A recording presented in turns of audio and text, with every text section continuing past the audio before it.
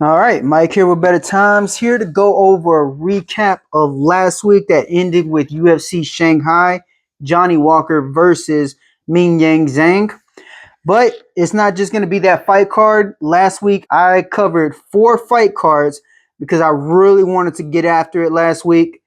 Now, we didn't end on the high note that I was hoping for with that UFC Shanghai card, but outside of that one fight card, if we look at the whole week, it was a really good week. Now I'm gonna start with the Dana White's Contender Series Week 2 fight card. We missed out on the Kuozi money line. Turns out that was not a good bet. But that fight ending under 1.5 at plus 105, we hit. The heavyweight fight, Hokit versus Uriel, under 1.5 minus 155 was a hit. Ralston money line plus 110 was a hit. And that fight going under 2.5 at minus 105, another hit. And then we got the Delano fight, the main event, going over 2.5 at minus 110. That's 1, 2, 3, 4, 5. 5 winning tickets that cashed, along with the best bet parlay for that fight card, Delano and Lewis Lee Scott for a minus 195. That was a good night. And then we got the PFL fight card. Now, I only released a few. I was going to do more, but I got too busy. So we only stuck with the ones that I released already. That was Edwards money line, minus 205. Easy money. Then we got Popov minus 220. I felt we got a little bit lucky there. Romanov did come to fight, and I honestly thought the judges could have gave it to him too, but nonetheless, we hit it. And then the parlay, the best bet parlay for that card was Edwards money line, and then the Popov fight going over 2.5. That parlay was valued at plus 166. And then the Road to UFC fight card, I got too busy. I didn't want to do too much. So we stuck with one play for that fight card, and that was the best bet parlay. And that was Sang-Uk Kim with Sebastian Saleh at plus 139. And then that brings us to the UFC Shanghai fight card. We hit 4 of the 7 best bets, but as you can tell by the numbers, we ended up with a winning night, but it was only a tenth of a unit, so nothing really to brag about.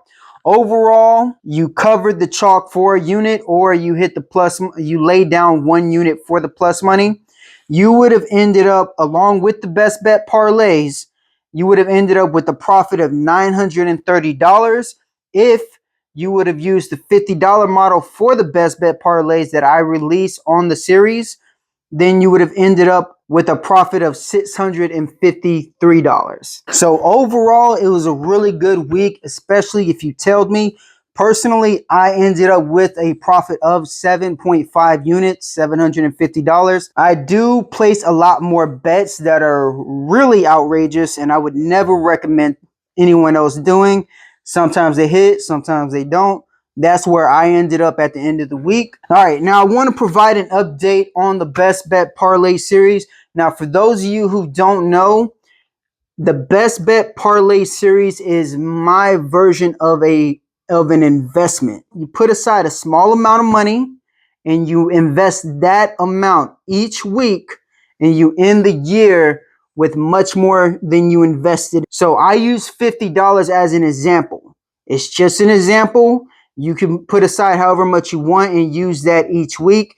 You do not invest your profit. So I do $50.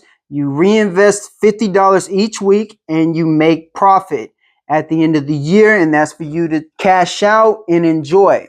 So far this year, I've only had 20 best bet parlays. We've hit 15 of them, and that has given us a profit of $340.90 with a total of $390.90, hitting the return mark at just under 8 times the investment. And we still got more time to go. All right, so I go over the bets and the best bet parlay series, not just to keep you updated, but just to show you how serious I take this. I am all day, every day, just watching fights and really studying the individual habits of each fighter and what works and what doesn't work for them or against them. And I can honestly sit here and say I am one of the best at doing it. I may not have the notoriety yet, but I can sit here and say that I am one of the best. Am I perfect? No. So if you want to have a healthy debate or an understanding of why I am on a bet that you may not agree with, then I am all for the back and forth. What I am not here for is the shit talk or the need to have this moment that to let everybody know that I was wrong and you were right about this one thing just to make yourself feel validated. So, if you want to be like this loser right here that is in obvious need of friends, then just know that that will get you blocked real quick because I talk to winners and people who want to be winners, not losers. That's the recap of last week.